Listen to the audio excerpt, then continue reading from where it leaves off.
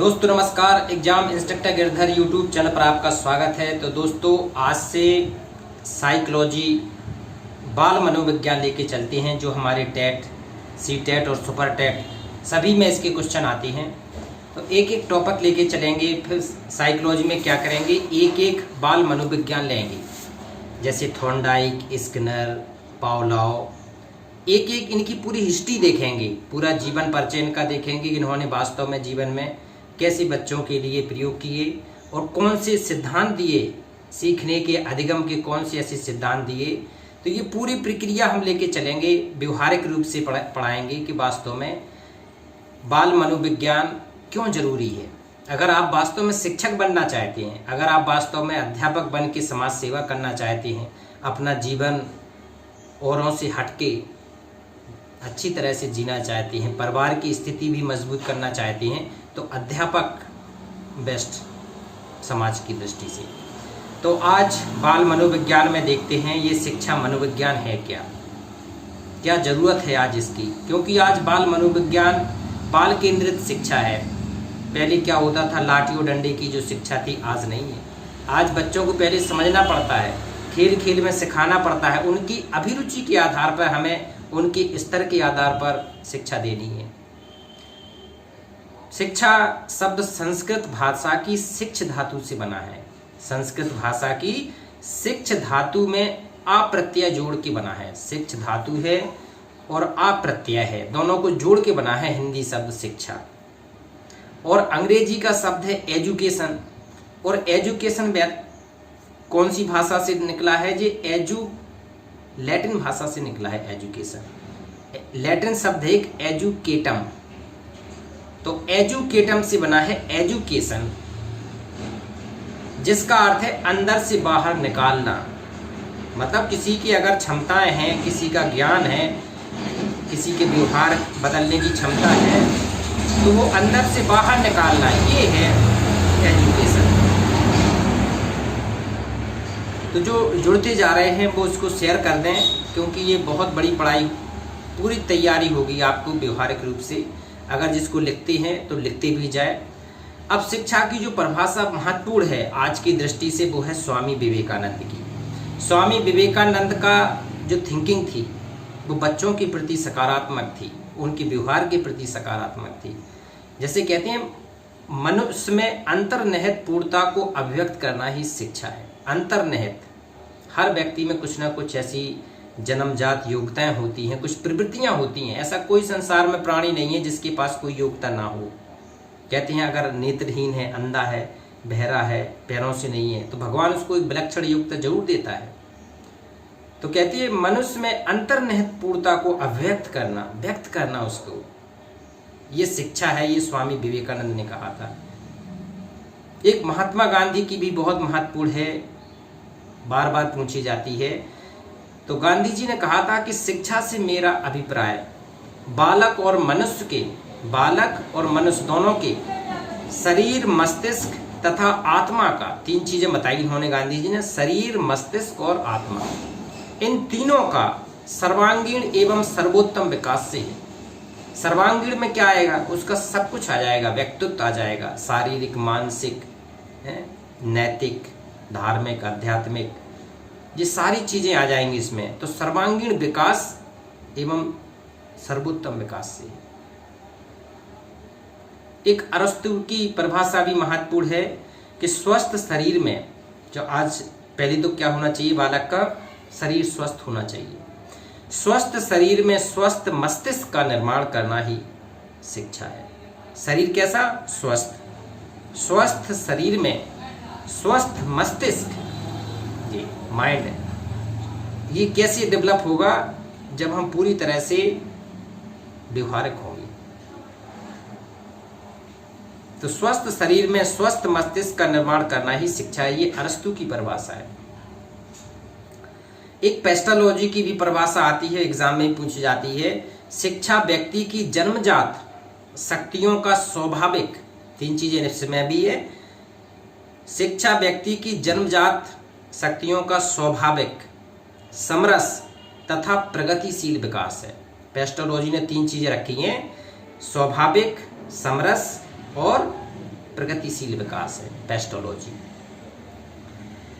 अब एक और हुए हैं विद्वान मैकेंजी।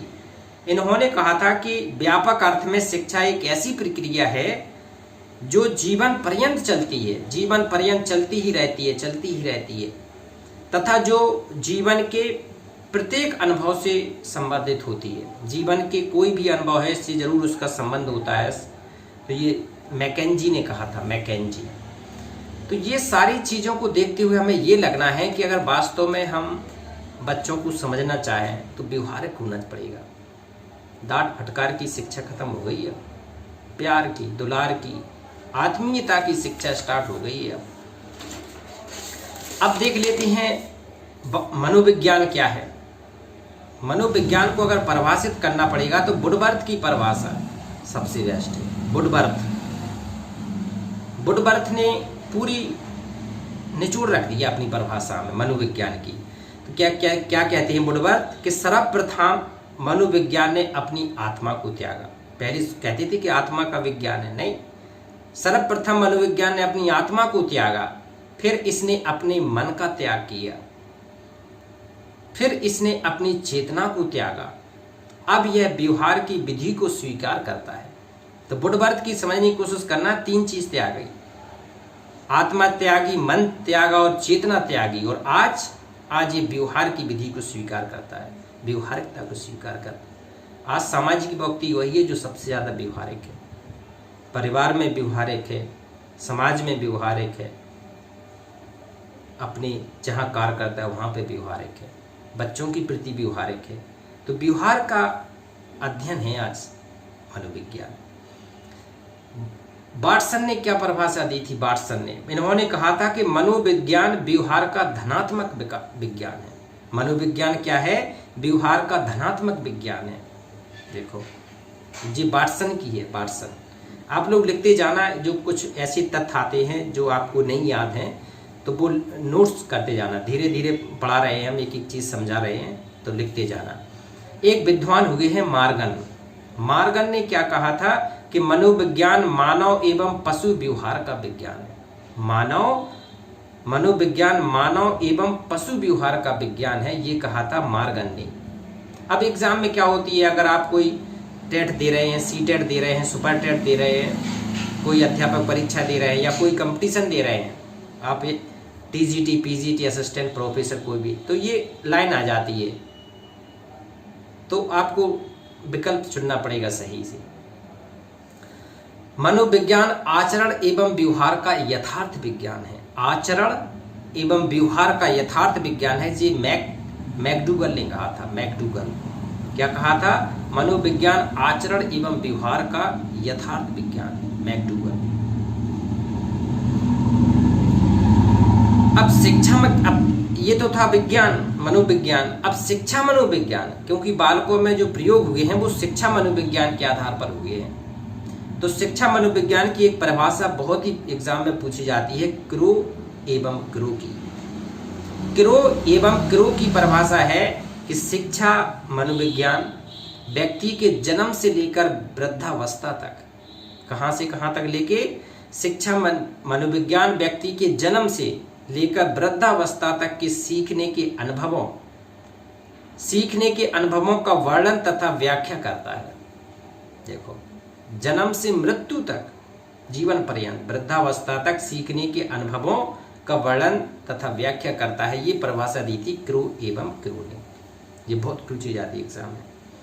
एक स्किनर की परिभाषा भी बहुत पूछी जाती है। शिक्षा मनोविज्ञान की वह शाखा है, शिक्षा मनोविज्ञान की वह शाखा है जो शिक्षण तथा अधिगम से संबंधित है। किस से संबंधित है? शिक्षण तथा उसके अधिगम से संबंधित है। ये स्किनर ने परिभाषा दी थी। एक परिभाषा ट्रो महोदय की भी आती है, ट्रो। इन्होंने क्या कहा था कि शिक्षा मनोविज्ञान शैक्षिक परिस्थितियों के मनोवैज्ञानिक पक्ष का अध्ययन है। शैक्षिक परिस्थितियों के मनोवैज्ञानिक पक्ष का अध्ययन है शिक्षा मनोविज्ञान, ये कहा था ट्रो ने, ट्रो। एक परिभाषा और लिख लो स्टीफन की, स्टीफन ने क्या कहा था कि शिक्षा मनोविज्ञान शैक्षिक विकास का क्रमबद्ध अध्ययन है। क्या है? शिक्षा मनोविज्ञान शैक्षिक विकास का क्रमबद्ध अध्ययन है, ये चीज है।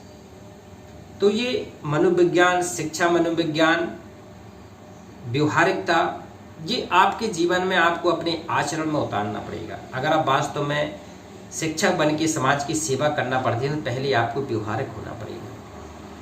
50% तैयारी आपकी व्यवहारिक होने से हो जाएगी, क्योंकि आपका हृदय पवित्र होगा, मन पवित्र होगा, आत्मा पवित्र होगी। आप व्यवहारिक होंगे तो आप उनको सहज रूप से प्रश्नों को हल कर लेंगे, अभिरुचि वाले प्रश्न। तो ये नियमित आप इसको सीरीज को देखें, समझें। पहले तो आप मानसिकता समझें, आज कितनी परिस्थिति बदल रही है, नौकरी के लिए कितना संघर्ष बढ़ रहा है। अगर आप तैयारी नहीं करेंगे, तो और साथियों से पिछड़ जाएंगे, तो फिर आपको जो सरकारी नौकरी है, गवर्नमेंट जॉब पाना बहुत ही मुश्किल हो जाएगा। नियमित तैयारी करें, अध्ययन सतत करते रहें, समय व्यर्थ मत गवाओ। ये बहुत ही उपयोगी समय है, आपको पढ़ने के लिए समय दिया है, आपके माता पिता ने व्यवस्थाएं आपको दी हैं, तो आप पूरा मन लगा के पढ़ो। आप जिम्मेदार बनना है, आपको जिम्मेदारी उठाना है, व्यवहारिक बनना है। इसी के साथ ही अगला वीडियो, अब साइकोलॉजी पढ़ाएंगे, और भी सारे सब्जेक्ट हम लेके चलेंगे, इतिहास, भूगोल, इनकी भी, पर्यावरण की भी एक सीरीज चलाएंगे। तो आप लोग इसको देखें, ज़्यादा से ज़्यादा शेयर करें, उत्साहवर्धन करें, कमेंट्स करें। नमस्कार।